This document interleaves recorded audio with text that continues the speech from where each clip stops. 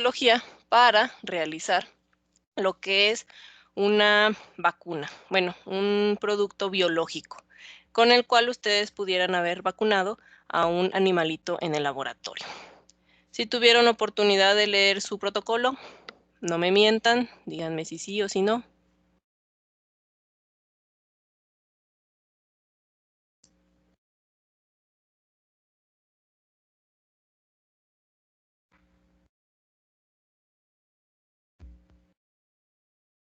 Voy a tomar ese silencio como que no, pero bueno, no importa.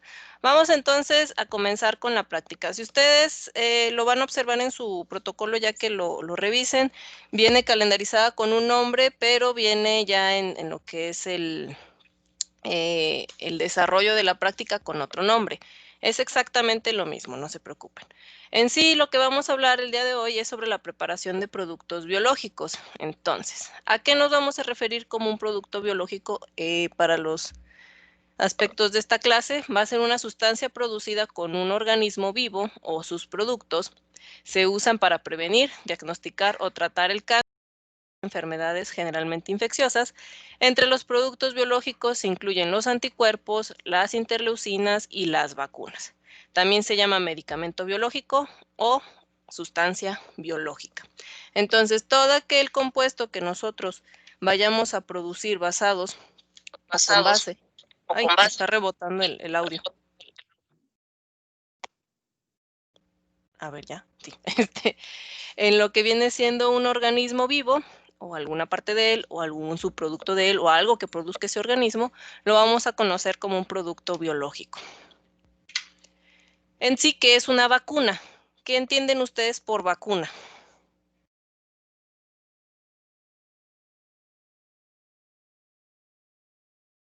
¿O a qué les suena vacuna?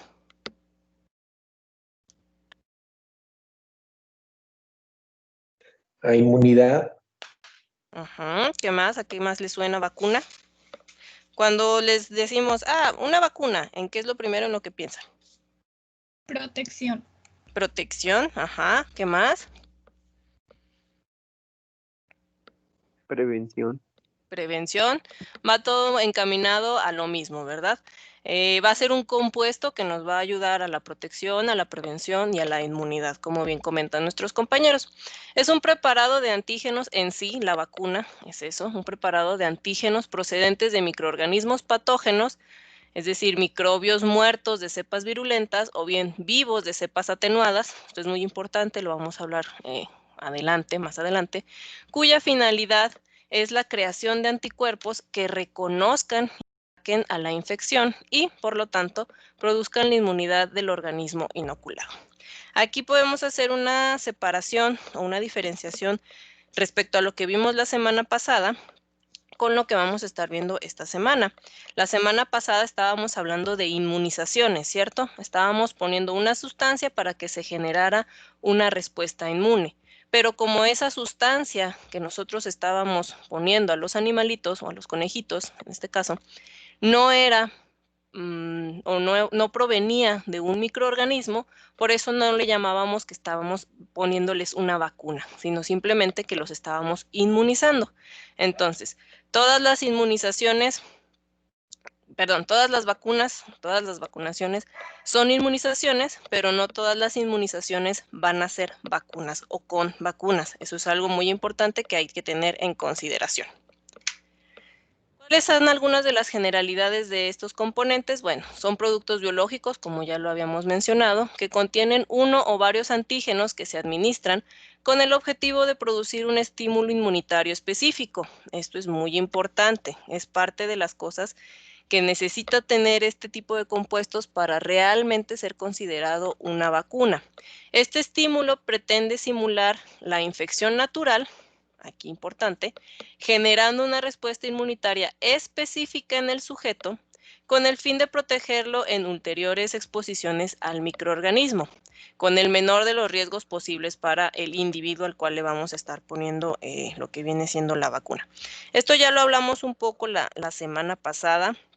De hecho, platicamos respecto a lo que está sucediendo con la fabricación de la vacuna para lo que es el COVID-19, de por qué hay algunos, digamos, algunas líneas de investigación o algunos productos que ya estaban en la fase 3, pero se tuvieron que retroceder en lo que fue su fabricación a gran escala, debido a que, bueno, presentaron ahí un riesgo para algunos de los individuos que estuvieron involucrados en el estudio. ¿Sí lo recuerdan?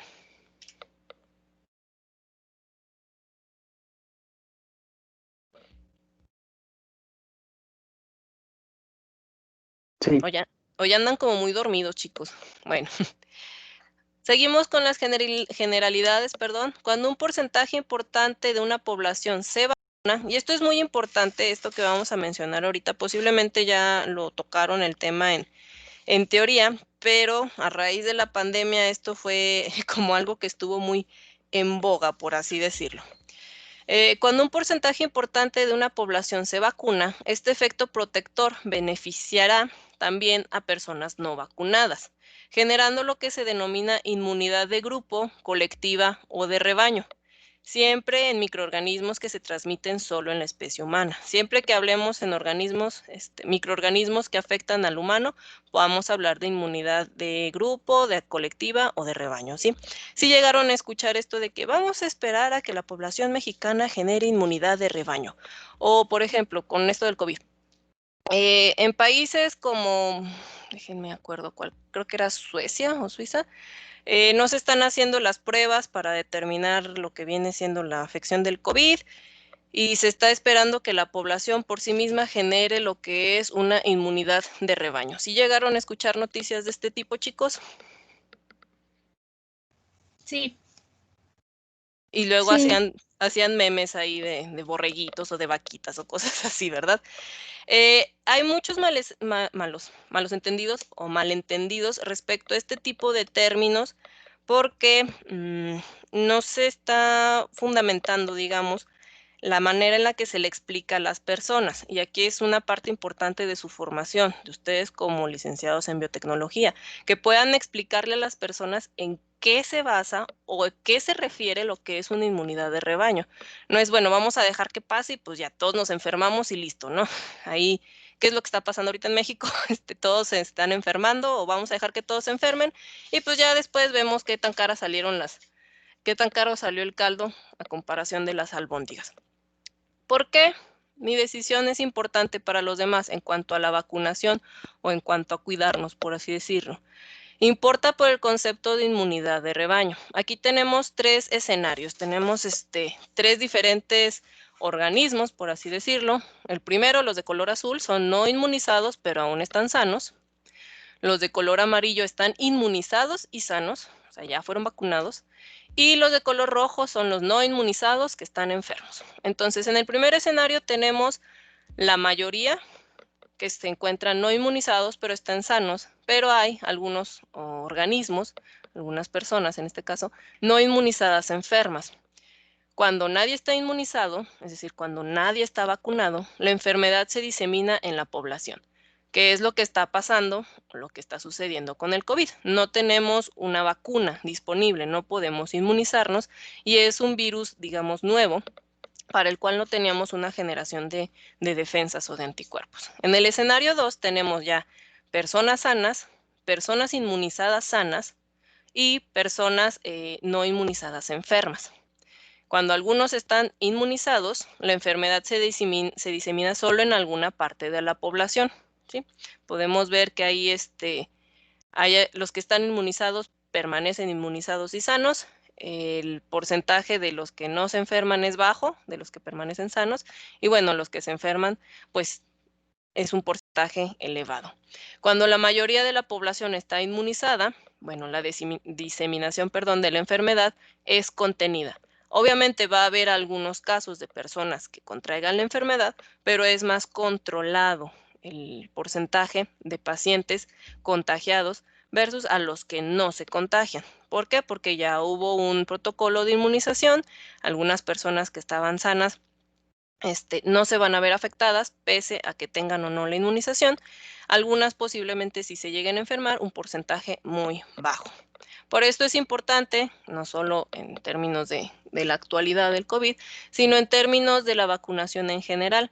¿Ustedes saben cuáles son algunas de las enfermedades que ya tenemos, digamos, bueno, no erradicadas porque sigue habiendo casos? De hecho, a principios de año hubo rebrote de una de esas enfermedades que se supone ya estaba erradicada aquí en México. ¿Sí saben más o menos, sí les suena el caso? ¿No es la viruela, maestra?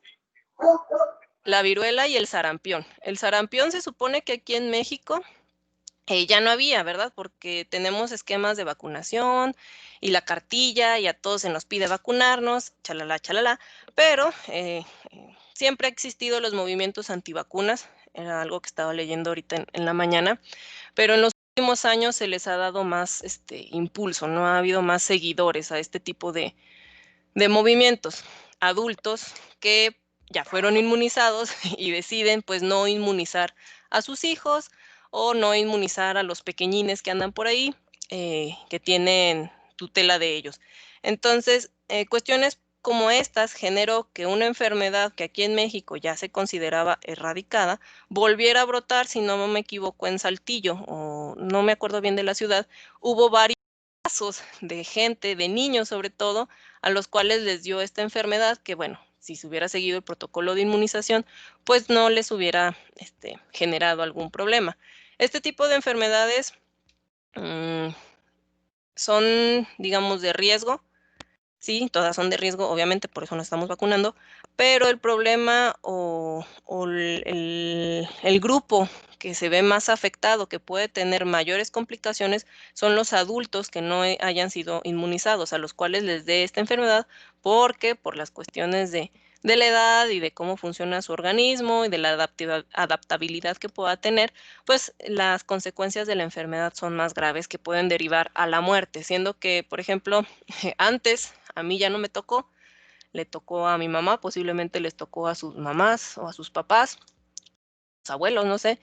Había fiestas para que los niños se contagiaran. Si veían un niño que tenía paperas o que tenía estas manchitas, la viruela, pues allí iban y echaban a todos los niños, ¿no? Hay que se junten y que les dé mejor de chiquillos a que les dé de grandes, porque si te da de grandes es posible que te mueras, es lo que te decían.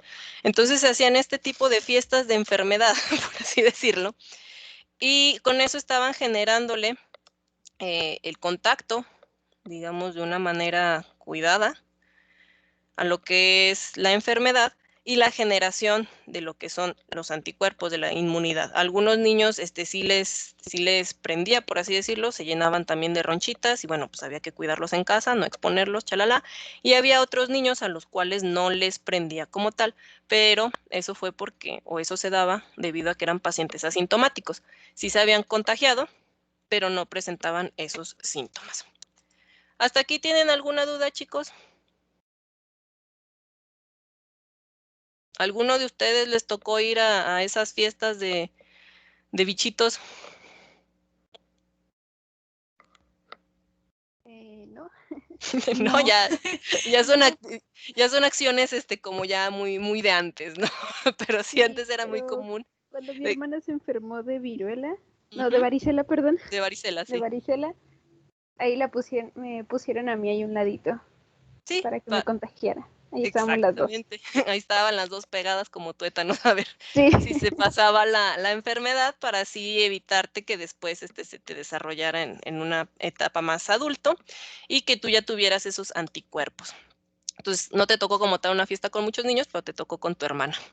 Las enfermedades que se pueden prevenir con vacunas pueden causar, enfermedades a largo plazo, hospitalización e incluso la muerte en adultos. La mayoría de las enfermedades para las cuales nos vamos a vacunar de niños o para las cuales se vacuna de niños es porque si se llega a presentar en un adulto puede generar, como ya les había dicho, desde la hospitalización hasta la muerte, ¿sí? Puede ser más grave en un adulto que en un niño, que es más fácil que se recupere, ¿no? Digamos que su sistema inmune sí está más fresco, pero son más adaptables, no les pega tanto. Algunas de estas enfermedades, de las cuales la mayoría ya estamos vacunados nosotros, es la difteria, enfermedad meningocócica, neumocócica, hepatitis A, hepatitis B, herpes zóster o culebrilla, también se le llama así. La influenza, depende de qué tipo de influenza, ya lo vamos a hablar más adelante. Paperas, rubiola, sarampión, tétanos, tosferina, varicela y el virus del papiloma humano. Esta del virus del papiloma humano aquí en México apenas se está introduciendo o tiene poco que se introdujo a lo que viene siendo la cartilla de vacunación de los niños. No sé si a ustedes ya les tocó, pero a mí me tocó lo que viene siendo este tipo de vacunas para el VPH hasta que estaba en la prepa. Antes no era como que ay, se tienen que vacunar los niños, se tienen que vacunar las niñas, que son las que presentan mayores complicaciones derivados de este virus. Bueno, las mujeres, contra el VPH, ¿no? Ahora sí ya se está pidiendo que sea, no digamos obligatorio, porque a nadie le gusta que lo obliguen a hacer cosas, sino que sea riguroso, ¿no? Es recomendable y está en la cartilla que las niñas lleven su protocolo, o también los niños lleven su protocolo de inmunización, de vacunación contra el VPH. ¿Alguno de ustedes les tocó que fueran a su secundaria o a su prepa y les dijeran, vamos a poner la vacuna del VPH?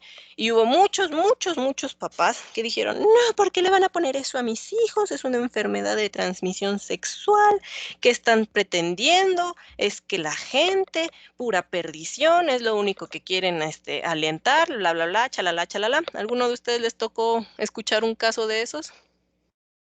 Sí, maestra, sí. Sí, me tocó todo eso y la ignorancia también. Exacto, desgraciadamente, ustedes, bueno, veámoslo del lado positivo, ¿no? Ustedes como licenciados, ustedes como personas que se han metido a esta área de la ciencia, tienen esa ventaja, tienen el conocimiento. Entonces, parte de nuestro caminito, digamos, como profesionales, es tratar de aminorar esas fallas que hay en el sistema que genera tantos problemas en México. En cuanto a lo que es salud, en cuanto a lo que es ciencia, en cuanto a lo que es sexualidad, en cuanto a lo que es muchos rubros, pegados a lo que viene siendo la ciencia, hay muchas fallas. Y ustedes ya se han dado cuenta a lo largo de esta pandemia de cuántas fallas pueden existir en el sistema. La gente se basa mucho o basa mucho su forma de accionar con creencias, con mitos, con cosas del pasado, ¿no? Entonces, ustedes ya saben que no porque yo esté vacunando contra, por ejemplo, el VPH, que sí es un virus ligado a la transmisión sexual, quiere decir que yo esté incentivando que los niños, los chiquillos se desboquen, ¿verdad? Realmente, si se quieren desbocar, se desbocar, así de sencillo. O sea, cada quien hace de su vida lo que les place, ya después será, digamos, responsable de las consecuencias que eso le traiga. Pero bueno, en cuestión de salud pública, es mejor que tengamos amparados o protegidos a todos para evitar más costes, más riesgos a lo que viene siendo la población en general. ¿Hasta aquí tienen alguna duda, chicos? Sí, yo. Dime, no veo quién es, pero dime. Soy Natalia. Dime, Natalia. Según tengo entendido, pues algunas vacunas tienen como reacciones. O sea, te sientes como enfermo. Cuando no te vacunan de cierta vacuna, cuando estás pequeño, ¿es recomendable que te puedas vacunar ya de grande? O sea, o puede ser que esa reacción sea más grande y te en vez de ayudar que te afecte. Que se exacerbe. Bueno, aquí Natalia toca un punto muy importante. Como lo comentamos en un principio, como les dije en un principio, hay diferentes tipos de vacuna. Entonces, diferentes en cuanto a lo que contienen, que es algo que vamos a empezar a hablar, y los tipos de vacuna. Se espera que la vacuna en sí genere una reacción aminorada, una respuesta inmune o efectos secundarios de la respuesta inmune aminorada, ¿sí?, al organismo al que se le está aplicando. Puede suceder que algunas personas, ya de adultos, si se ponen la vacuna, sí lleguen a presentar esos síntomas secundarios desagradables, por así decirlo, pero no debe de llevar eso a que generen la enfermedad. Por eso esa vacuna debe de estar bien probada, tanto en personas de los primeros años de edad, digámoslo así, tanto en niños como en adultos, como en jóvenes, como en ancianos, para determinar que realmente esta vacuna sí me puede generar molestias, dolor de cabeza, que se me hinchase, perdona, que se me inflame el brazo, tener hinchazón localizada, lo que viene siendo un poco de febrícula, no tanto fiebre, no sé, dolor en el cuerpo, por así decirlo, pero no es como que, bueno, si te la pones de más grande te va a doler más. Recordemos que la presencia o la presentación de estos síntomas secundarios va a depender mucho del tipo de organismo, aunque posiblemente sí pudiera en algunos organismos o en algunas personas sentirse peor que otras. Pero eso va a suceder con la mayoría de las vacunas, que siempre va a haber uno que se sienta peor que el otro, o alguna población a la cual le afecte más, digamos que le genere más reacciones secundarias que a otro.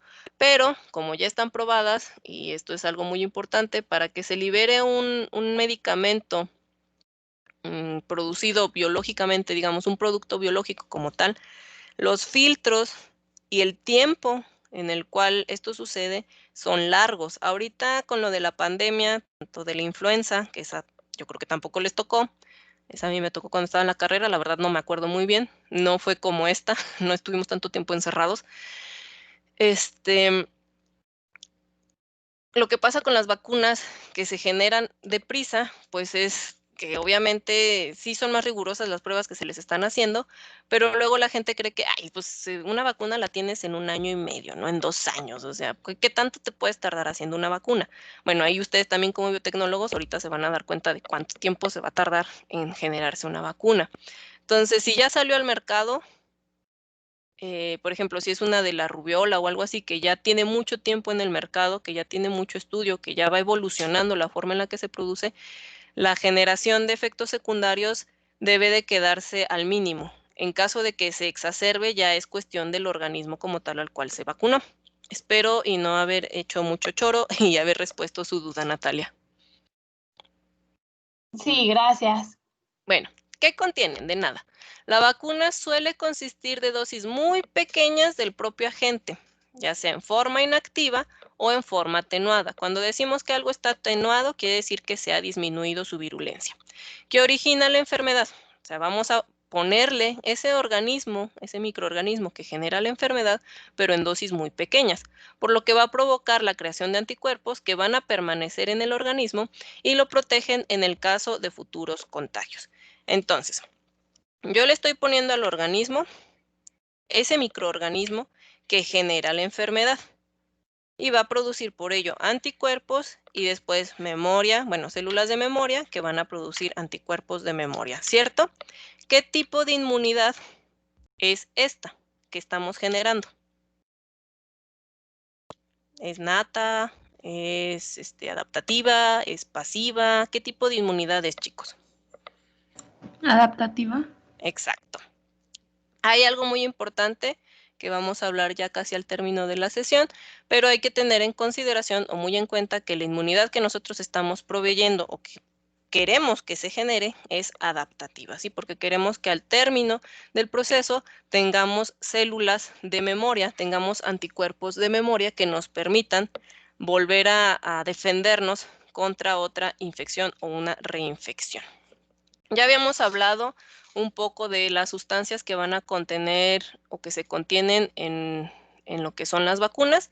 Son los estabilizadores, los adyuvantes, algunas contienen diluyentes, algunas tienen preservantes o sustancias para conservarlas y obviamente el antígeno o el agente biológico. Esos son casi siempre los 5 componentes que vamos a encontrar nosotros en una vacuna. Con respecto a lo que son los preservantes y los adyuvantes, son contra los cuales, bueno, lo que es estabilizadores, adyuvantes y preservantes, son contra los cuales se ha enfocado más la lucha o más lo que viene siendo el movimiento antivacunas.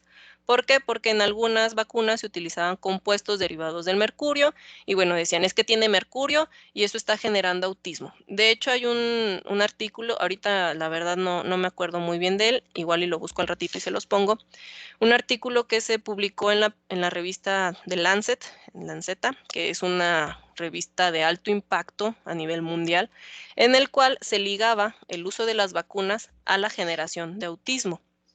y la persona que hizo ese artículo, pues se hizo como el padre, digamos, del movimiento antivacunas, siendo que después de algún tiempo, pues se retractó de lo que había él publicado, dijo que no era cierto, que había ahí un conflicto de intereses, que sobre todo monetarios, para lo cual él publicó, o por lo cual él publicó esos descubrimientos que hizo.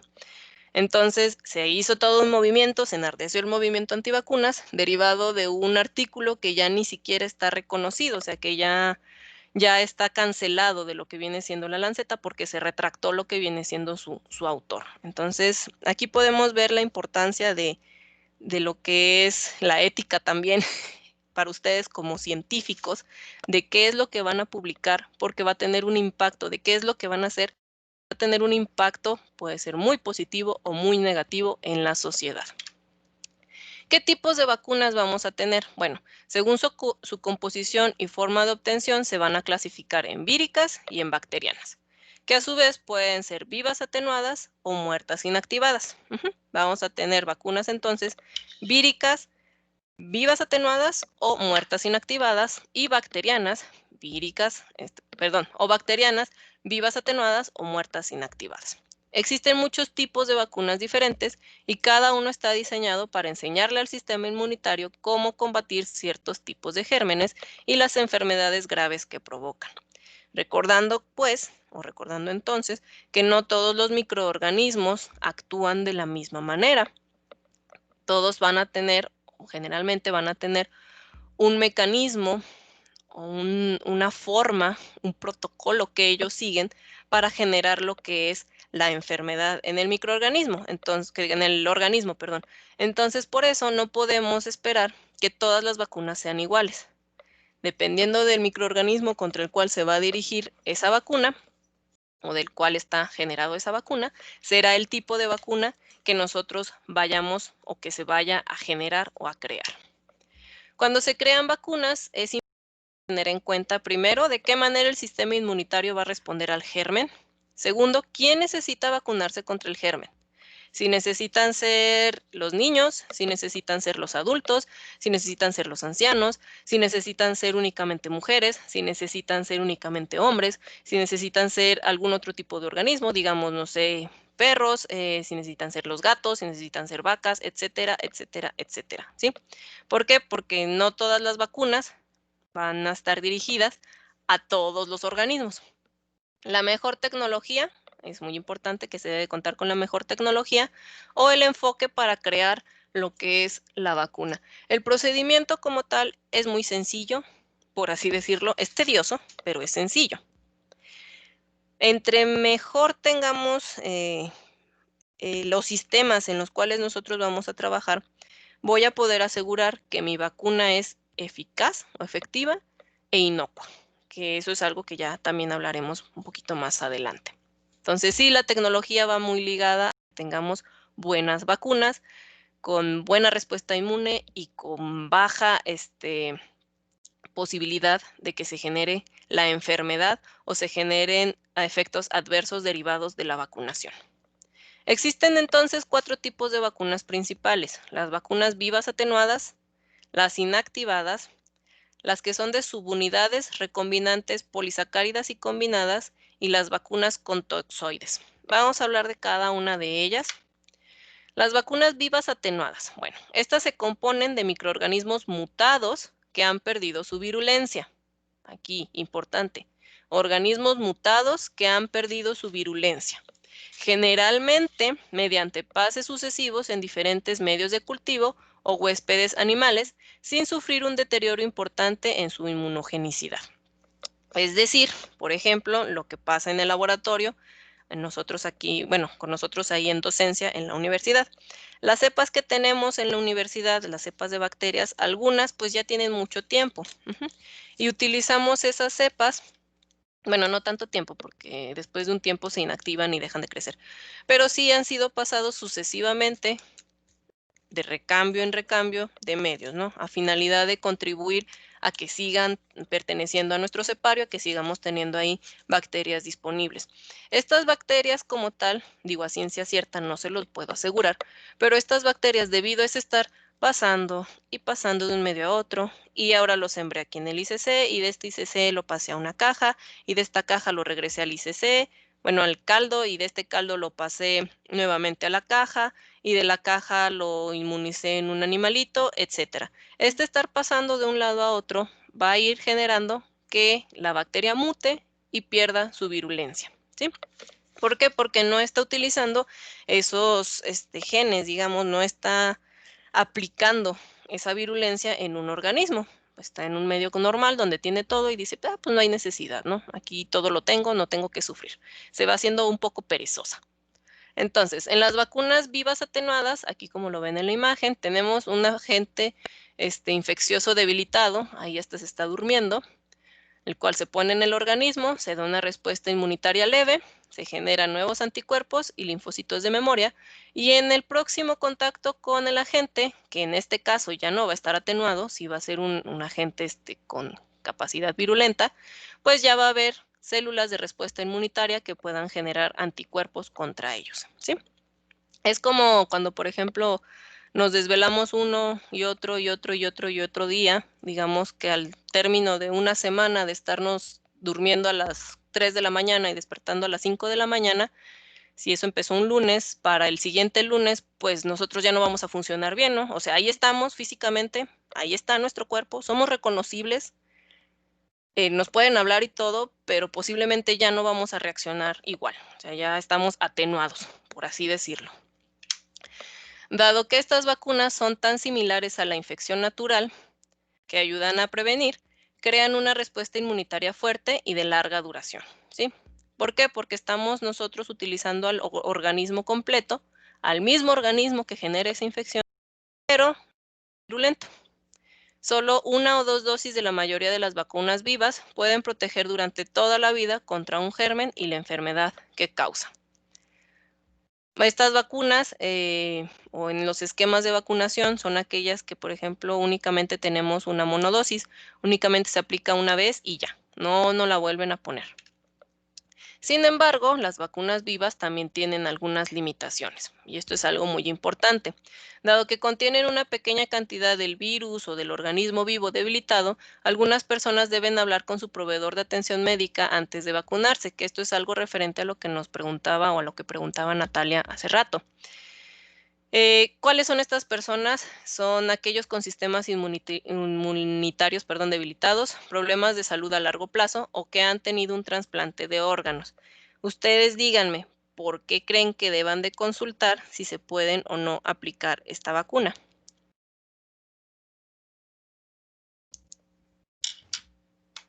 Por los efectos secundarios.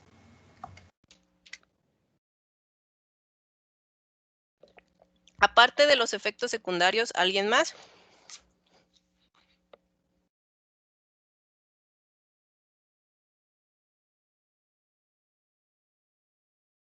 Piénsenle.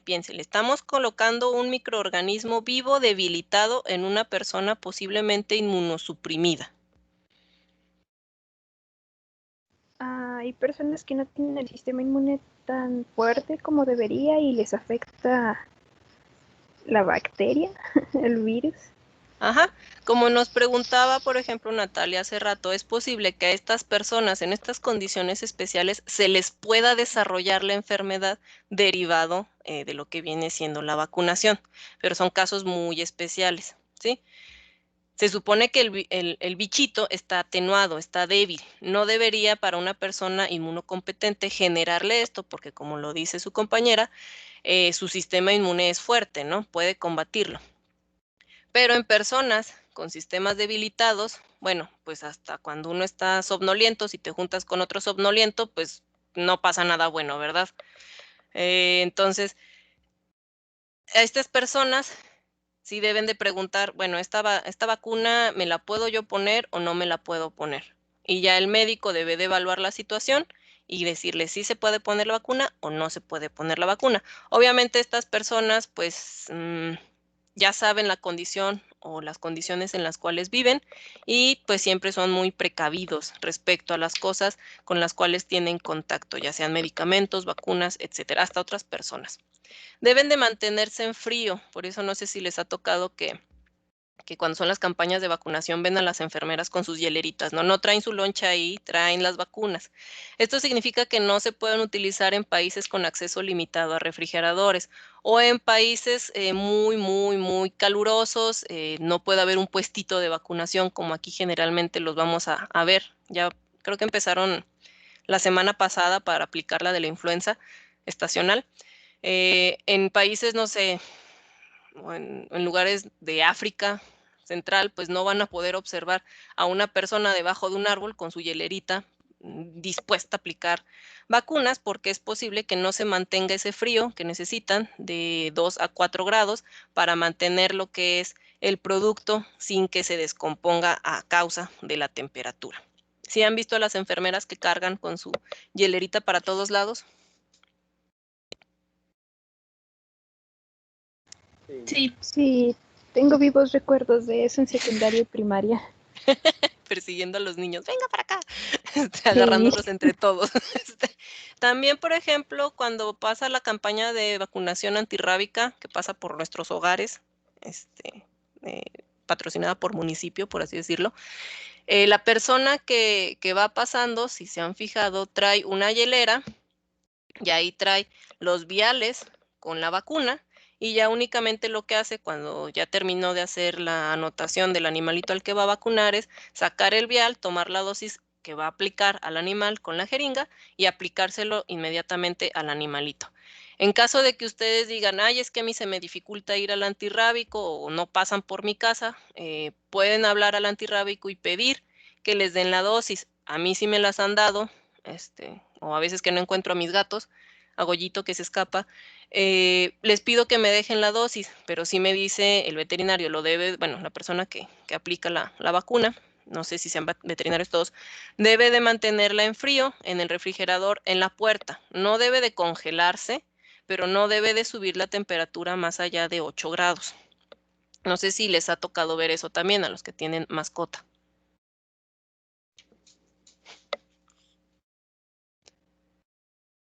Bueno, las vacunas vivas, ay, ya está protestando mi perro.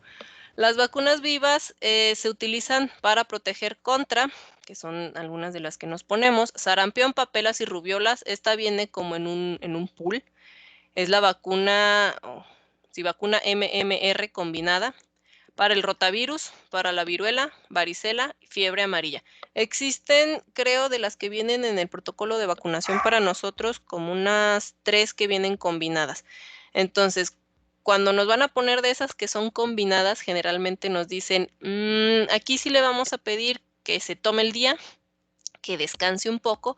¿Por qué? Porque los efectos secundarios pueden ser un poco más adversos, ¿no? Porque nos están poniendo 3 bichitos al mismo tiempo, entonces el sistema inmune va a estar trabajando a todo lo que da así a full y posiblemente nos lleguemos a sentir un poquito peor. Hay gente que se siente mal, hay gente que no se siente mal, recordando eso. Terminando con las vacunas atenuadas, continuamos con las inactivadas o muertas. Muerta. Las vacunas inactivadas utilizan la versión muerta del germen que causa una enfermedad. Entonces, en la anterior teníamos al bicho vivo, pero amensado, por así decirlo. Y en esta tenemos al bicho, pero está muerto, ya no es activo. Las vacunas inactivadas no suelen proporcionar una inmunidad o protección tan fuerte como las vacunas vivas. Es posible que necesite o se necesiten varias dosis con el tiempo, es decir, vacunación de refuerzo, para tener inmunidad continua contra las enfermedades. Se obtienen mediante inactivación por medios físicos como calor o medios químicos como formol, la propiolactona, de bacterias o virus enteros o totales, ¿sí? Es todo el microorganismo, completito. La inactivación por calor y formaldehído de antígenos secretados, es decir, de toxoides o antitoxinas, como en el caso del tétanos y la difteria, esto es muy importante, y la obtención de fracciones inmunizantes virales o bacterianas. Entonces, nosotros tenemos, cuando vayamos a preparar una de este estilo, o cuando pretendamos hacer una de este estilo, tenemos que inactivar completamente al microorganismo o a lo que vayamos a utilizar, como por ejemplo los antígenos secretados, a finalidad de que no haya ninguna complicación después. Claro, esto va a hacer que ese microorganismo esté, pues como está muerto, no va a generar tanta reacción inmune en el organismo. Y van a ser esas vacunas que año con año, en algunos casos, nos tienen que estar poniendo. ¿Qué vacunas saben ustedes que año con año nos estamos poniendo? O nos piden que La nos de la pongamos. influenza. La de la influenza. Año con año, en primera porque, bueno, se decía o se dice que el virus de la influenza muta muy rápido. Entonces, el virus que nos atacó, la cepa del año pasado, no es la misma exactamente que la de este año. Entonces, se están haciendo ahí cambios, se utilizan cepas muertas para pues que nosotros tengamos la inmunidad contra la influenza de este año, ¿no? La más nueva de modelo. Pero pues esto quiere decir que año con año nos vamos a tener que estar, o se nos va a pedir, que nos estemos inmunizando, a diferencia de algunos otros tipos de vacunas, digamos, no sé, sarampión, que nos lo pusieron una vez, si acaso, de esa no recuerdo si lleva 2 dosis, creo que es nada más una, nos la pusieron una vez de niños y ya, se acabó, no nos la vuelven a poner.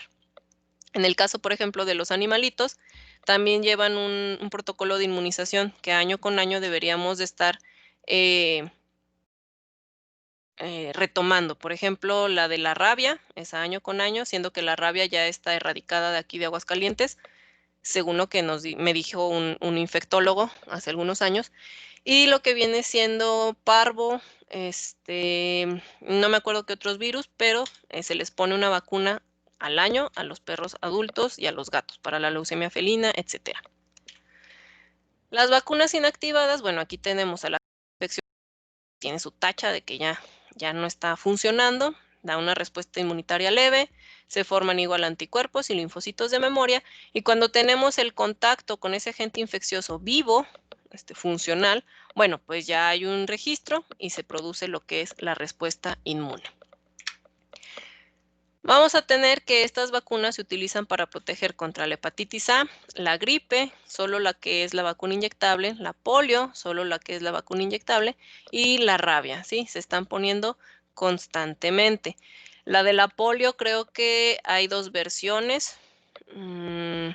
La que nos ponen a nosotros en nuestros esquemas de vacunación es una monodosis y ya no nos la vuelven a poner la de la polio. Entonces también depende de cómo esté fabricada y de cuál es la vía que se va a utilizar, si se va a repetir o el tipo de inmunidad que va a generar, el tipo de respuesta más bien que se va a generar. Recordando que en algunas ocasiones, si no ponemos lo suficiente o si ponemos un exceso, podemos generar una tolerancia, que es lo que no queremos. Después tenemos las vacunas de subunidades o recombinantes o de polisacáridos o combinadas.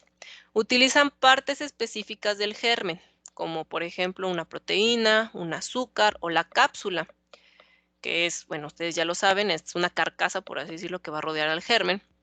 Dado que las vacunas solo utilizan partes específicas del germen, ofrecen una respuesta inmunitaria muy fuerte dirigida a partes claves del germen, dirigido específicamente a ese germen, ¿sí?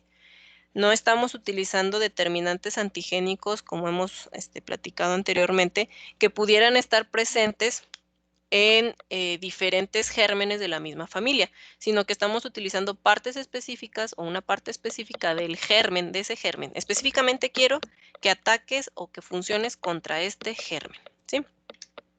También se pueden utilizar en prácticamente cualquier persona que las necesiten, incluso en personas con sistemas inmunitarios debilitados o problemas de salud a largo plazo. ¿Por qué creen ustedes? A diferencia de las que son vivas atenuadas.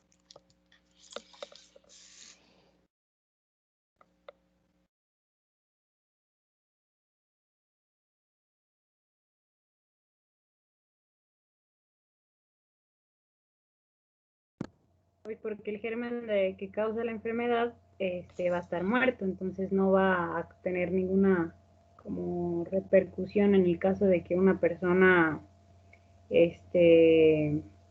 pues con enfermedad o un sistema inmune debilitado pues le afecte tanto. Aparte de eso, aquí lo más importante es que no estamos utilizando al microorganismo completo, es solo una parte de él.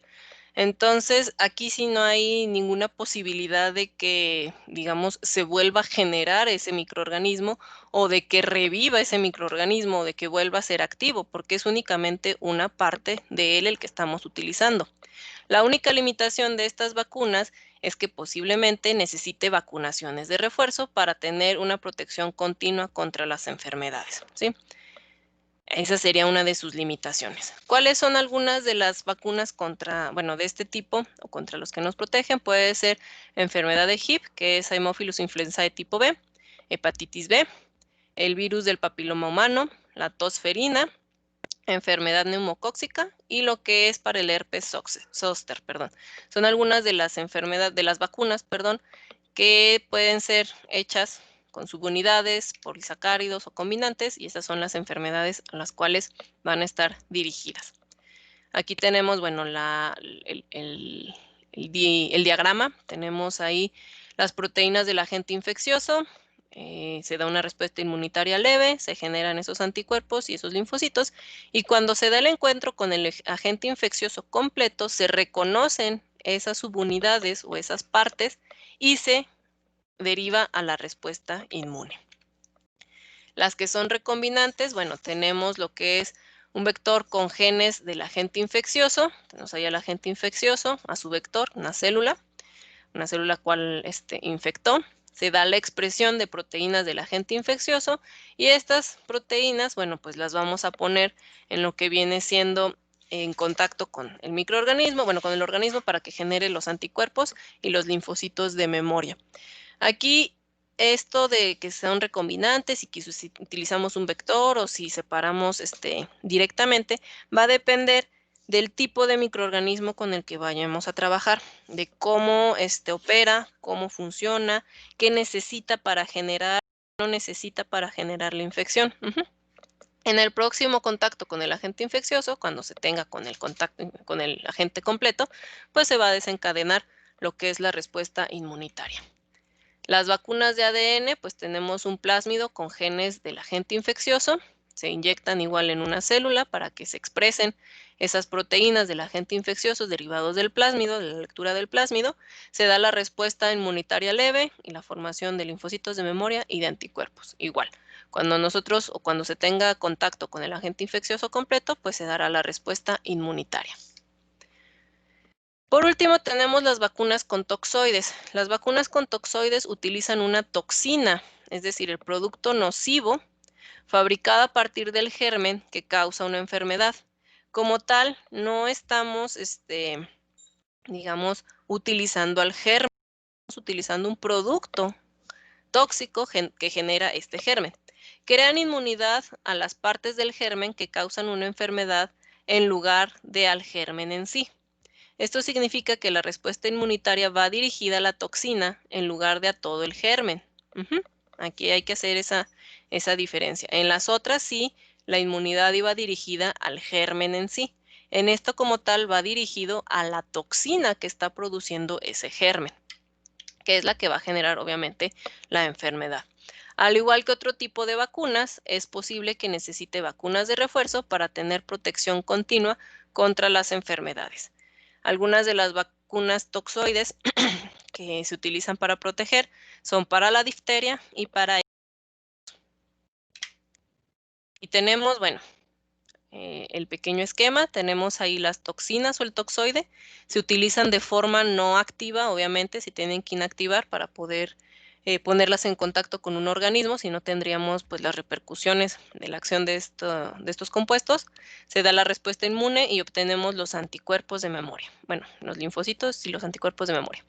En el próximo contacto con el agente infeccioso tenemos a la bacteria, puede ser la de difteria, me parece. Tenemos el contacto con la bacteria y esta produce sus toxinas y empieza a liberar sus toxinas al medio.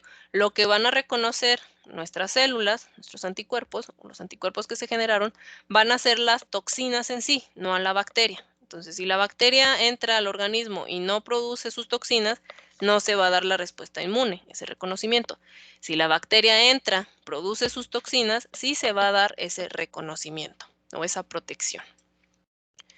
Hasta aquí, chicos, ¿tienen alguna duda de los 4 tipos, perdón, de vacunas de los cuales hemos estado platicando? Maestra, Sí, dígame. yo no tengo duda como tal, solo mi duda es que, pues, si el patógeno depende, bueno, la vacuna depende del patógeno. No sé si me expliqué, o sea, pero la del papiloma humano, ¿no? Que es muerto, me parece. No, no es cierto, no es muerto. Era la penúltima. Bueno, o sea, el patógeno depende de la vacuna que se va a crear, o sea, tiene que ser específico de eso, o no se puede, por ejemplo, del papiloma humano, el virus vivo, pero medio, pues, medio mal. Atenuado. Depende, recordemos lo que platicábamos antes, el tipo de vacuna que nosotros vayamos a generar va a depender del tipo de inmunidad o del tipo de defensa que se vaya a estar generando, y esto está relacionado con el mecanismo o la forma en la que opera, en la que actúa el microorganismo en sí para generar la infección. Entonces, para cada microorganismo vamos a tener, sí se pueden tener diferentes versiones de una vacuna, por así decirlo, pero va a depender de cómo funciona o cómo es que ese microorganismo afecta al organismo en sí. Ok. Gracias, maestra. Nada. También es importante pensar, bueno, ¿qué es lo que yo quiero generar? Si quiero generar que la inmunización sea seguida, o sea, que vaya teniendo que darle refuerzo, o para el tipo de componentes que yo voy a buscar de ese microorganismo, que voy a tomar de ese microorganismo para hacerlo. Asimismo, las cualidades, digamos, o las propiedades en sí, intrínsecas del microorganismo, si es posible atenuarlo, si es posible utilizarlo vivo, si tiene componentes que sean muy antigénicos y específicos para utilizar solo ciertas fracciones de ellos, si me permite o si genera toxoides, etcétera, etcétera. Sí, hay muchas cuestiones que se deben de tomar en consideración al momento de generar o de pretender generar una vacuna. ¿Alguna otra duda, chicos? Yo. Dime. No entendí muy bien la diferencia entre las vacunas de subunidades y aquellas que son vacunas inactivas de fracciones inmunizantes. Me está rebotando el audio. Aquí la diferencia como tal va a ser cuando tengamos al microorganismo vivo atenuado. Cuando es vivo atenuado está completo. Si tenemos fracciones atenuadas, inmunizantes, o ¿cómo me dijiste? Perdón. Bueno, es que la penúltima que vimos eran las vacunas de subunidades, ¿no? Que es solamente una parte específica del germen, del microorganismo. Y en las vacunas inactivas teníamos unas que eran del microorganismo entero, otras del antígeno secretado y otras de las fracciones inmunizantes. Según había entendido, las fracciones inmunizantes son también como partes específicas. Entonces ya me confundí entre esos dos, entre esas y las de las subunidades. Bueno, me rebota. Esta clasificación que yo les estoy dando es como más generalizada. Recordando en un principio hablamos que en sí podemos dividir a lo que es las vacunas entre las que son vivas, atenuadas, y lo que son las fracciones, las que están muertas, ¿no? Entonces, dentro de esas dos separaciones podemos tener a la que tú estás mencionando cuando utilizamos todo el componente o cuando estamos utilizando algunas partes de los componentes, ¿no? De lo que está generando, pero serían de las vivas atenuadas. Depende de la bibliografía que nosotros estemos consultando, va a ser digamos, la clasificación que podemos observar.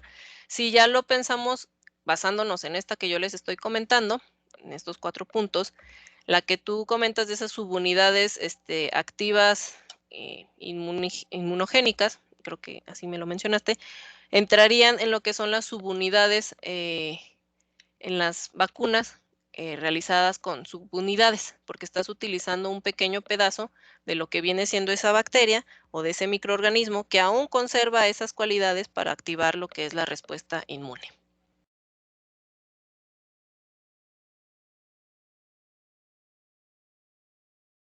Ok, gracias. De nada, espero no haberla confundido más de la No, duda sí, que o ya sea, tenía. las que son vacunas inactivas de fracciones inmunizantes también entran en vacunas de subunidades porque son partes específicas. ¿Sí? Ok, gracias. Muy bien. ¿Alguna otra duda, chicos? Bueno, ¿cómo funcionan las vacunas? Aquí tenemos un pequeño esquema con células felices. El sistema inmunológico nos defiende contra distintos gérmenes que nos atacan diariamente. Eso ya está más que establecido. Bueno, si una infección ocurre, las células de este sistema reúnen información sobre los atacantes y activan diferentes mecanismos, entre ellos los anticuerpos, recordando que hay diferentes vías por las cuales se puede dar la respuesta inmune.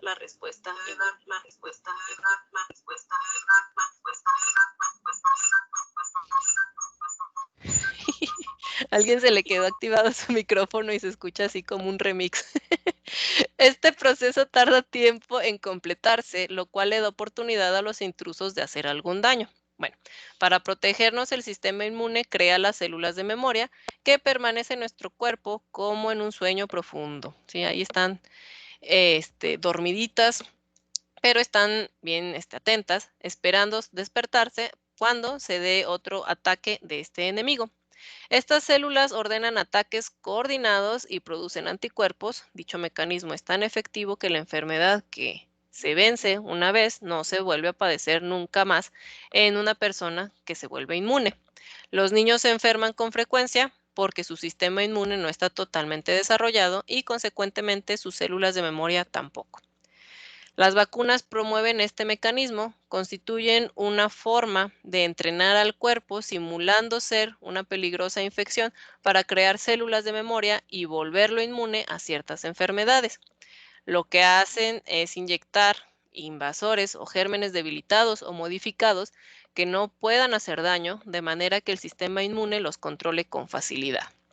Las vacunas pueden presentar algunos efectos secundarios, pero son menores que los riesgos de las enfermedades severas, y es algo que hemos estado hablando a lo largo de esta clase. Si una persona por algún motivo no puede ser vacunada, el resto de la población que sí está inmunizada puede protegerla. ¿Recuerdan cómo se llama este tipo de inmunidad? ¿Colectiva o de rebaño? Así es. A esto se le conoce, como nos comenta el compañero, como una cobertura de rebaño, que consiste en vacunar a suficientes personas para bloquear la dispersión del virus. Es como el uso ahora de lo que son las mascarillas, ¿no? De lo que es el cubrebocas. Entre más personas lo usemos, más probable es que el virus se disperse menos, o menos probable, perdón, es que el virus se disperse, ¿sí? Pero pues para eso debemos de utilizarlo correctamente. Por eso ahí radica la importancia, digamos, de la utilización del cubrebocas. Son muchos los factores que influirán en la calidad de la respuesta generada, la edad del individuo, la composición de la vacuna, los adyuvantes, el número de dosis, etc. Y todos los profesionales sanitarios deben de poseer y transmitir a la población unos conocimientos mínimos sobre vacunas, ya que representan uno de los mejores instrumentos que existen para prevenir enfermedades. ¿Ustedes como licenciados en biotecnología son profesionales sanitarios o se considera que pueden entrar dentro de esa clasificación?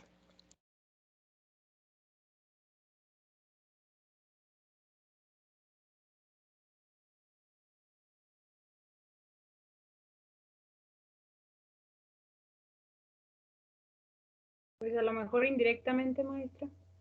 A lo mejor indirectamente, como tal, su carrera no está tan ligado a los profesionales, digamos, de la salud. No se les manda tanto para ese camino, pero realmente su formación les permite desarrollarse en ámbitos de lo que es la salud, en ámbitos relacionados a esto, y bueno, pues ustedes deben de poseer esos conocimientos que ayuden a disipar las dudas de la población. Puede haber compatibilidad entre vacunas. Como regla general, las diferentes vacunas pueden administrarse simultáneamente en la misma visita sin que se afecte su inmunogenicidad. Una excepción a esta regla son las vacunas de la fiebre amarilla y la triple vírica, las cuales no deben de administrarse en el mismo acto vacunal. Cuando no se administran de forma simultánea, cabe tener precaución con las vacunas atenuadas parenterales, las cuales deben separarse al menos 4 semanas. Sin embargo, las inactivadas pueden, en general, administrarse juntas o con cualquier intervalo entre ellas. Entonces, también les pudo haber llegado a suceder cuando iban ahí a picotearlos a la secundaria o a la prepa, que les decían, bueno, ya que está aquí, le vamos a poner 3 vacunas en una sola, cada una con su jeringa diferente, y listo, se acabó. Y había otras ocasiones en las que solo nos ponían una vacuna y ya, eso era todo. Va a depender de cómo sea la naturaleza o cómo esté conformada la vacuna, de qué microorganismos o de qué respuesta es la que se está dando, si se pueden combinar o no. Aquí lo dice, como regla, pues se puede, ¿no? Pero en algunos casos se prefiere no juntarlas para no afectar esa respuesta inmune, no generar una respuesta muy exacerbada en el organismo y que los efectos secundarios sean muy graves, sobre todo para eso. En el caso de las que son atenuadas, en esas sí, pues recordemos que tenemos ahí al virusillo, amensado, pero lo tenemos, o al bichito, está mensadillo, pero todavía está ahí activo. Entonces, de preferencia esas por separado para no generar o para no dar pie a que ese virus o a que ese bicho pues se replique y se reactive, ¿sí? Sobre todo para eso. ¿Cuáles son las vías parenterales? Supongo que esto ya se lo saben. Son esas formas en las cuales nosotros podemos administrar tanto medicamentos como vacunas. Vamos a tener la intramuscular, en este caso se utiliza para vacunas, analgésicos, antiinflamatorios, antibióticos y corticoides. Lo que viene siendo la vía subcutánea para vacunas, heparinas o insulinas. La vía intravenosa, muy importante. Medicación urgente, únicamente tratamientos de sueroterapia y administración de fármacos diluidos. Ninguna vacuna se pone vía intravenosa, ¿sí? Y vía intradérmica, pruebas cutáneas y vacunas, ¿sí? Si alguna persona los pretende vacunar vía endovenosa, no. ¿Por qué? Porque la respuesta puede ser, digamos, pues exacerbada o puede generar algún otro tipo de complicaciones, ¿sí? Recordemos que estamos inyectando bichitos o partes de los bichitos. Entonces, si nosotros los ponemos directamente en torrente sanguíneo, ¿qué creen que pueda pasar o qué enfermedad creen que pueda haber?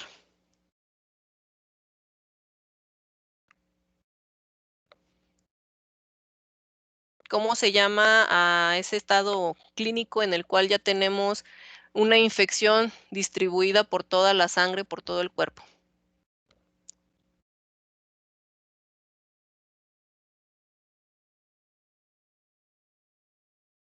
Es la de un shock, pero no me acuerdo cuál es la otra palabra que sigue. Un Puede shock. ser. ¿Anafiláctico? Ese sería un A ver. shock anafiláctico. Recuerden que eso es sobre todo para alergias, o sea, cuando se exacerba, sí, muy bien, se exacerbó la respuesta inmune y le dio el shock anafiláctico. A lo que me refiero en este caso es que si nos ponen un bicho directamente en circulación y ese bicho decide despertar, muy posiblemente nos va a generar una sepsis o se va a distribuir por todo el organismo ya libremente, ya no pasó por ninguna barrera de ningún tipo y tuvo acceso a todos los órganos que pueden ser sus órganos blancos. Entonces, por eso, lo que viene siendo las vacunas, sin importar del tipo que sean, para evitar shocks anafilácticos o para evitar sepsis, no se ponen por vía intravenosa, ¿sí? Bueno, aquí tenemos nuevamente los tipos de vacuna, separados en lo que son las víricas y las bacterianas. De las vacunas víricas tenemos enteras, por ejemplo, aquellas vacunas vivas atenuadas, poliomielitis oral, bueno, este es un cuadro de España, la poliomielitis, fiebre amarilla, rotavirus, sarampión, rubiola, parotiditis y varicela. Inactivadas, poliomielitis. Si se fijan, tenemos ahí la misma enfermedad, pero en 2 presentaciones. Eso es importante, que es algo que hablábamos también anteriormente. Tenemos encefalitis transmitida por garrapatas, encefalitis japonesa, hepatitis A y rabia. Subunidades, la gripe fraccionada o de subunidades, hepatitis B y virus del papiloma humano. Para lo que son las bacterianas o los tipos de vacunas bacterianas, vamos a tener acelulares, como por ejemplo la de la tosferina, En esta, pues no estamos utilizando la célula, estamos haciendo la vacuna con el toxoide, con la toxina, por eso es acelular, conjugados polisacáridos más proteínas para lo que es Haemophilus, Meningococcus, Neumococo. Las enteras pueden ser vivas o pueden ser inactivadas para la tuberculosis o la fiebre tifoidea, que son vivas. Las inactivadas, cólera. Polisacáridos capsulares, lo que viene siendo inactivada, fiebre tifoidea, un neumococo. Proteínas de superficie para meningococo, sería inactivada, y como tal como toxoides, difteria o tétanos, ¿sí? Entonces, dependiendo de la clasificación que nosotros encontremos en la bibliografía, van a ser las vacunas o cómo lo vamos a ver distribuido. Generalmente nosotros vamos a tener, o a grandes rasgos vamos a tener, si son vivas, bueno, si son vivas atenuadas o si son vacunas inactivadas, ¿sí? Si tenemos al bicho vivo, pero atenuado, o si tenemos ya al bicho muerto, ¿sí? Esos pueden ser como las dos grandes clasificaciones en las cuales podemos poner nosotros a todos los tipos de vacunas. Hablando de inocuidad y eficiencia, bueno, la inocuidad supone que la vacuna está desprovista de poder patógeno y debe lograrse este objetivo sin que se modifiquen los antígenos responsables del inmunógeno. Esto es muy importante. No debe de generar la enfermedad o no debe de tener potencial patógeno, pero sí debe de ser reconocible para que, bueno, se dé la respuesta inmune. La eficacia depende de que la vacuna contenga los antígenos responsables del poder inmunógeno, que son aquellos que conducen a una respuesta inmune. O sea, bueno, ya, vi que es inocua, no me está generando la enfermedad, no hay ningún problema, pero debe de ser capaz de generar esa respuesta inmune que yo quiero, ¿no? Hacia esos componentes antigénicos que yo estoy dirigiendo la respuesta. Vamos a tener otro concepto que son los antisueros. ¿Hasta aquí tienen alguna duda, algún comentario, algo que quieran compartirnos respecto a lo que son las vacunas? Yo tengo una duda. A ver, dígame. No sé si sea algo obvio, pero estas vacunas me imagino que ya no servirían si la persona ya está enferma. Así es. Si la persona ya tiene la infección, se supone que ya está o ya se está produciendo esa respuesta inmune. Entonces, pues ya no tiene mucho caso que yo le dé, pues como esa ayuda previa, ¿no? Nosotros, o la vacunación se utiliza sobre todo para evitar que se desarrolle la enfermedad una vez que nosotros tengamos contacto con el microorganismo. Así es la forma en la que operan, por decirlo. No es de que, bueno, ya me dio y nunca me voy a infectar de ese microorganismo, nunca voy a tener ese microorganismo dentro de mi cuerpo. Bueno, si ya me vacunaron, yo ya tengo las herramientas para contrarrestar esa infección o esa enfermedad.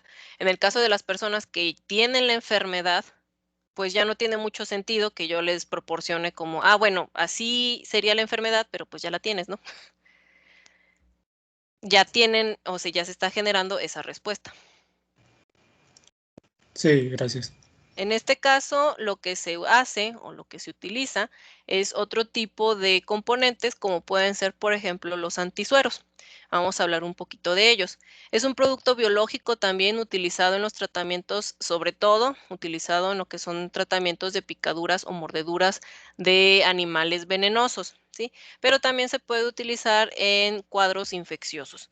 El antisuero se crea mediante la inyección de una pequeña cantidad de veneno blanco en un animal, como por ejemplo un caballo, una oveja, una cabra, un conejo, etcétera, y el animal sufrirá una respuesta inmune para el veneno, para la sustancia, produciendo anticuerpos contra el veneno molécula activa o contra la molécula activa del veneno como tal.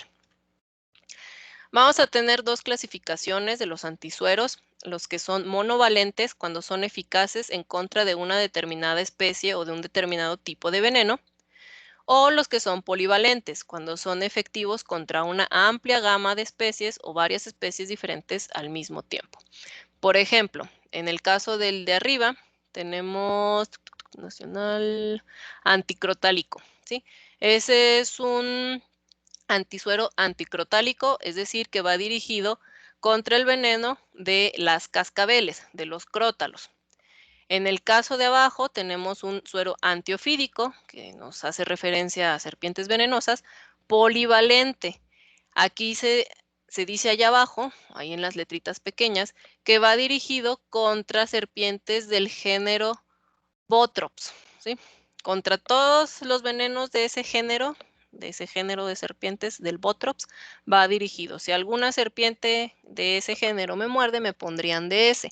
En cambio, si algún crótalo específicamente, ese que está ahí arriba debe de estar dirigido porque es monovalente contra algún crótalo en específico, digamos, no sé,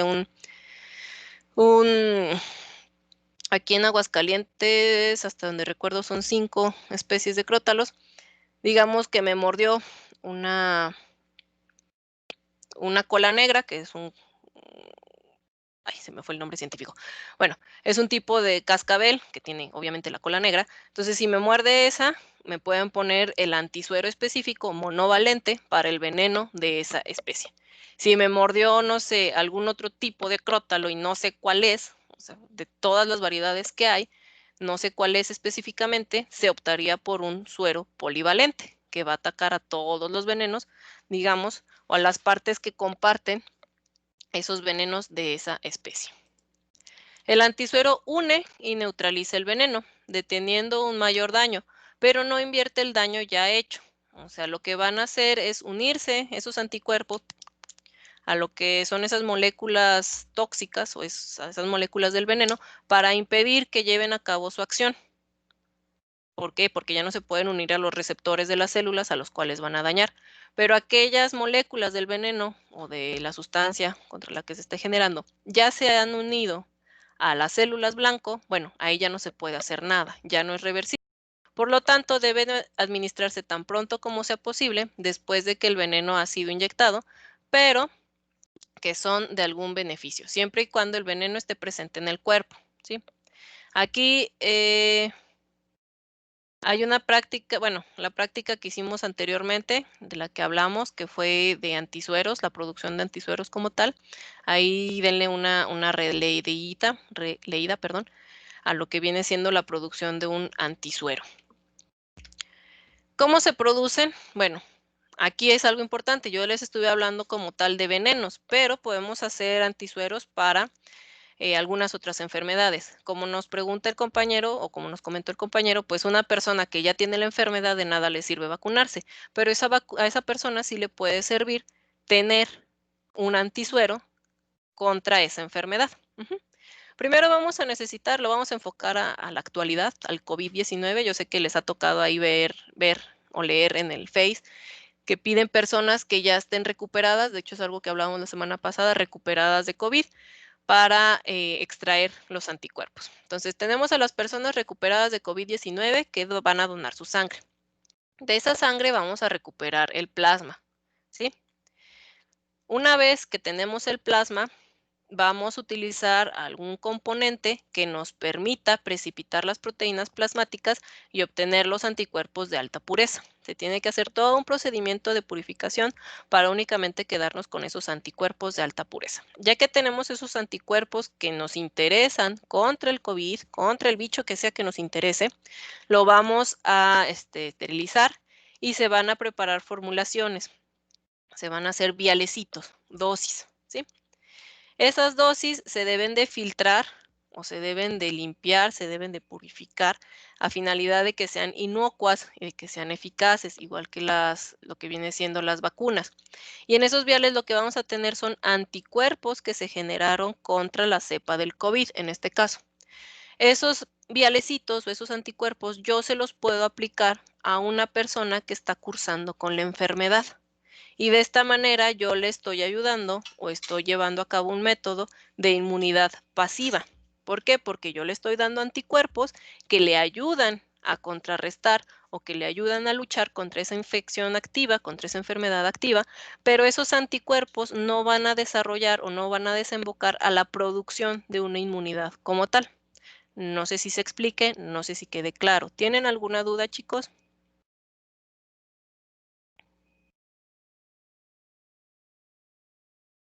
Sí, pero no es tal cual de esto del COVID. Mencionó que para crear los antisueros se utiliza veneno blanco. ¿A qué se refiere con eso? Ok. El veneno blanco no es de que tenga alguna coloración como tal el veneno, sino es el compuesto al que nos estamos dirigiendo. Sería blanco o diana, ¿no? El veneno que nosotros queremos utilizar o para el cual queremos nosotros generar la respuesta. Ok, entonces nada más es para cualquier veneno, no es como que tenga una característica específica. Ajá, aquí, bueno, en el mundo de los venenos podemos hablar largo y tendido. De hecho, es un área muy, muy interesante. Si a alguno de ustedes les interesa, los puedo contactar con un doctor que se dedica a trabajar con venenos de serpientes para terapias anticáncer. Bueno, es parte de lo que estuvo trabajando en su tesis de doctorado. Entonces, el veneno como tal es un pool, es un compuesto, es como un licuado de muchísimas, muchísimas proteínas.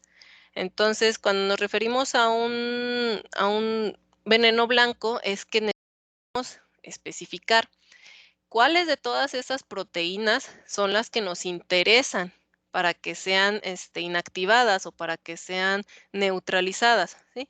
No vamos a poder neutralizar todo como tal, sino que lo que queremos neutralizar son aquellas que generan mayor daño. Por eso les menciono un veneno blanco o la diana del veneno o la parte del veneno de interés.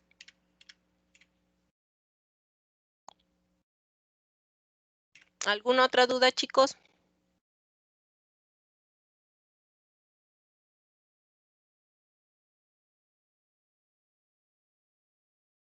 Tomaré su silencio como que no. Entonces, ya para terminar, digo, ya hablamos extensamente, de hecho creo que ha sido de las clases más largas que hemos tenido, respecto a lo que son las vacunas, cómo funcionan las vacunas, los tipos de vacuna, bla, bla, bla, bla, bla, bla, bla, bla. ¿Sí? Muy teórico todo.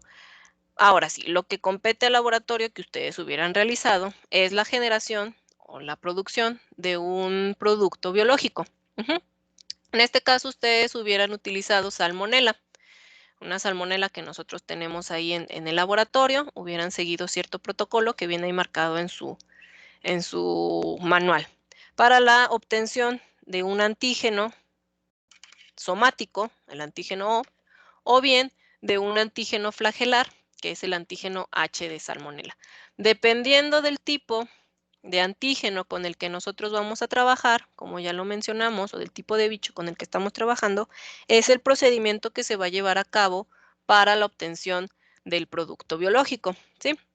En este caso se utilizan estos dos antígenos para que ustedes puedan ver específicamente esa diferencia en el procedimiento, cuáles son las partes importantes o qué es lo que se debe de tener mucho en consideración en cada una de esas fases, dependiendo del antígeno que se vaya a realizar. La inyección de suspensiones bacterianas O, con el antígeno O, tratadas con calor, inducirán la formación de anticuerpos solamente contra los antígenos somáticos termoestables. Cuando estamos hablando del antígeno O, de la obtención de lo que es nuestro antígeno O, vamos a obtener únicamente anticuerpos contra ese antígeno somático, que son termoestables. Mientras que la inyección de suspensiones bacterianas H, tratadas con formalina, producirán anticuerpos dirigidos hacia ambos antígenos, los somáticos O y los flagelares H. En el aula virtual ya les dejé el link para lo que viene siendo las dos metodologías para que ustedes las analicen. Tengan en consideración todo lo que hemos estado platicando referente a qué se va a dirigir cada una de las cosas, qué podemos utilizar para inactivar, etcétera, etcétera, para que cuando lo estén viendo digan, por eso se hace este procedimiento, porque lo que nos interesa es obtener esta región, o con razón se hace este procedimiento porque lo que nos interesa es obtener a todo el bicho, etcétera, etcétera, ¿sí? Lo que ustedes hubieran realizado es ese procedimiento que van a ver en el video, que puede, si lo hacen muy bien, si lo hacen siguiendo todas las normas de esterilidad y buen trabajo en el laboratorio, pueden tardarse una semana en ya obtener ese producto listo para inocular a sus animalitos de prueba. O bien se pueden tardar unas 2 o 3 semanas en que ese producto ya esté listo para que podamos inocularlo en un animal sin generarle la sepsis o sin generarle algún tipo de padecimiento al animal, porque aquí pasa algo, luego por las prisas o porque no sé, ya se hartaron los alumnos, ha llegado a suceder en semestres anteriores, dicen, sí, ya quedó, ¿no? Ya es inocuo, ya no pasa nada, ya pasó las pruebas de pureza. Y se lo inyectan al pobre conejo y a los 2 días se muere de sepsis. Entonces díganme, ¿eso que le inyectaron era inocuo?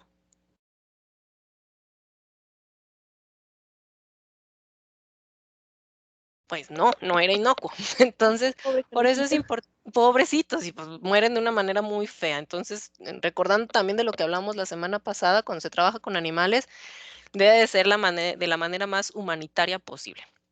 Una vez que ustedes hubiesen obtenido, sus antígenos, una suspensión líquida en la cual tenían sus componentes bacterianos listos para ser inoculados, hubieran seguido este protocolo de inmunización que se hace en 4 fases o en 4 dosis, con una separación entre cada una de esas dosis de 3 a 5 días, entre 3, 5, 6 días. Entonces, la primera inoculación hubiera sido ahí en el laboratorio, ya después de que se probara que eso que ustedes obtuvieron era inocuo, que no volvió a crecer, que estaba listo para estar en un organismo. Ese sería el día o el día 0, en primera dosis. A los 3 días volverían a poner otra dosis de 1 mililitro. A los 5 días o en el día 5, ustedes pondrían otra dosis de 2 mililitros y en el día 11 ustedes pondrían otra dosis de 3 mililitros. Para concluir el día 17, después del día 0, el día 17, con el sangrado del animal, la obtención de ese suero para ver o para verificar si realmente se produjo o no la respuesta inmune. Si recuerdan que hablamos la semana pasada de estos protocolos de inmunización y de qué se tiene que tener antes, durante y después de estos protocolos para comprobar que realmente se dio la respuesta inmune.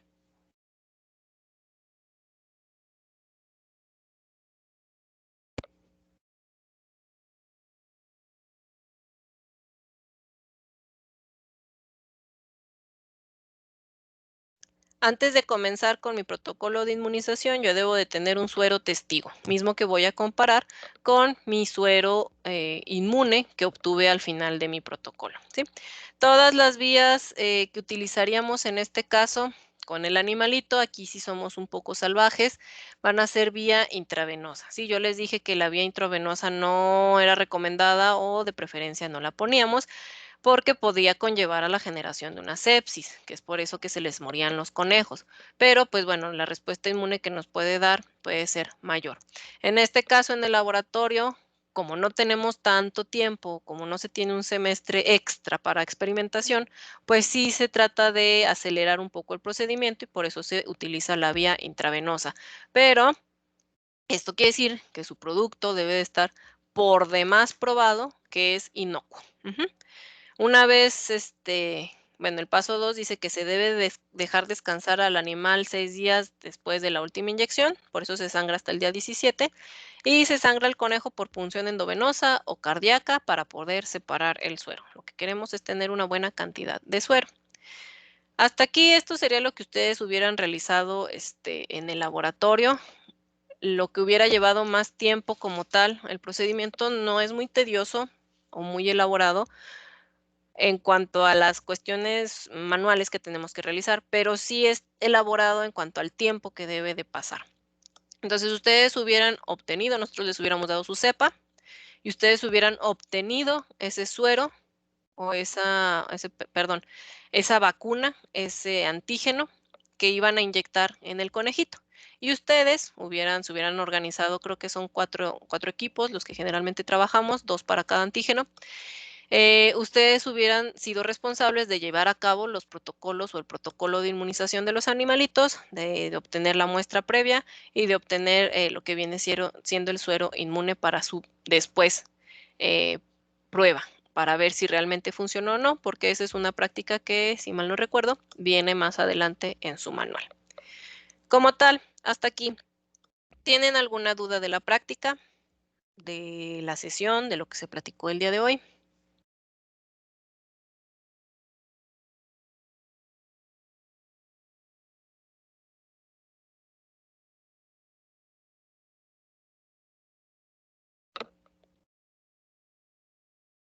5 Mississippis y no hubo No, duda. maestra.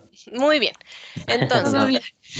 ¿qué van a poner ustedes en sus discusiones? Este va a ser un reporte más corto, por así decirlo, porque obviamente pues no llevaron a cabo el procedimiento como para que tengan resultados o que puedan sacar fotos o etcétera, ¿no?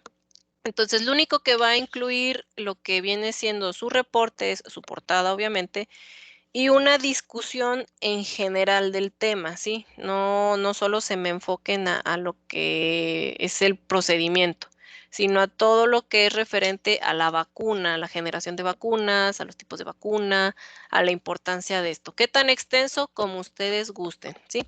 Pero no debe de ser de menos de una cuartilla, porque ninguna discusión de menos de una cuartilla en un tema tan relevante como este, pues va a estar bien fundamentada.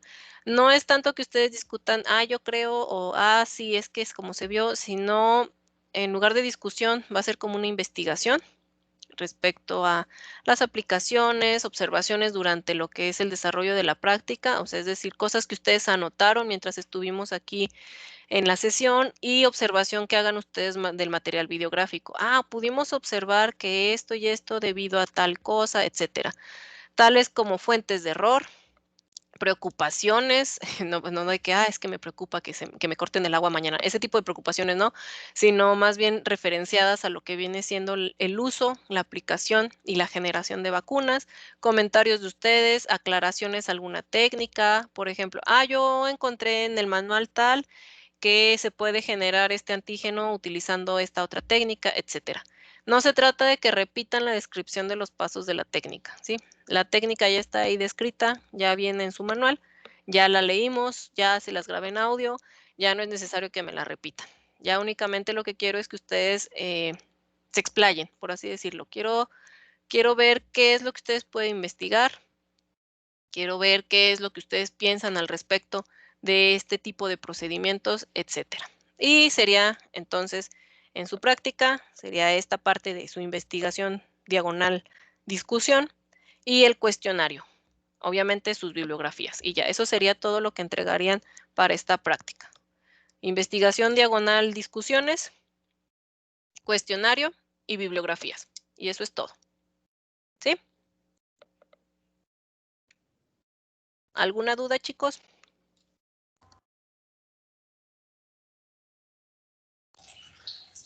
No, maestra.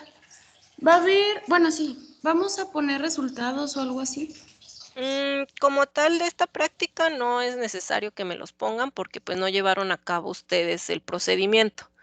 Pero, y bueno, en el video únicamente se les muestra el protocolo que se lleva a cabo para obtener los antígenos, no la inmunización y el sangrado y todo eso que conllevaría sus resultados. Si quieren utilizar imágenes en lo que es su investigación, diagonal discusión, adelante, pueden hacerlo. Muchas gracias. ¿Alguna otra duda, chicos?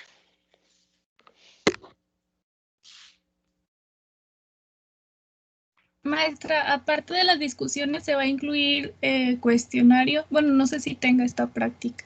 Sí, son como 5, pero a ver, déjeme checarlo. Son 1, 2, 3, 4, 5, 6. Son 6 preguntitas de su cuestionario, ¿sí? Facilito. Sí, maestra. Sí, Entonces, gracias. sería eso y su cuestionario. Y sus bibliografías, no se olviden de sus bibliografías. Ay, me siento como maestra regañona. Bueno, ¿alguna otra duda?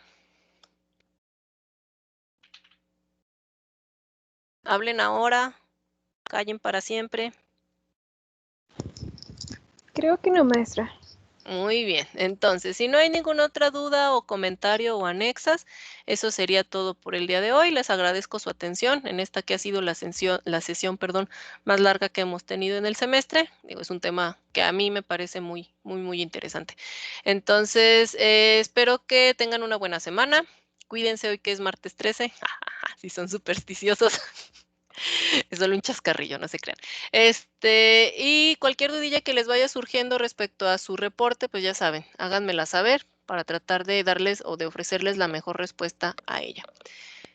Por el día de hoy es todo. Nos vemos, chicos, que tengan muy bonito día. Ya se pueden ir desconectando. Igual. Gracias, maestra. Gracias, Adiós, día, maestra. Gracias, maestra. Luego. Linda semana, maestra. Gracias.